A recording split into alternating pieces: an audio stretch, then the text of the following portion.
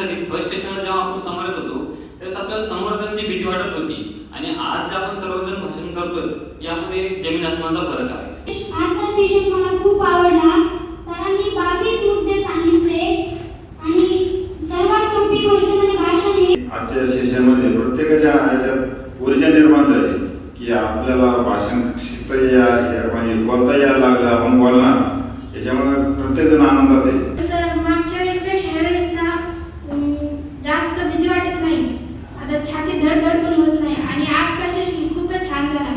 तुम्ही जे सांगितले महत्त्वाचे मुद्दे भाषण प्रभावी कसे बनवायचे ते आम्हाला पुस्तकात पण नसते भेटले सर, कोणत्या पुस्तकात पण तो अभ्यास नाही. तुम्ही 13 वर्ष हे अनुभवलेले त्याच्यातून हे सगळं. धन्यवाद. आणि जे सरांनी पॉईंट सांगितले ते तर अतिशय महत्त्वाचेच पॉईंट आहेत, कारण की हे पुढे आपल्याला पुस्तकात नाही बघायला भेटत. असे मुद्दे जर आपण वापरले तर कोणत्याही सभेमध्ये आपण टाळ्या करू शकतो.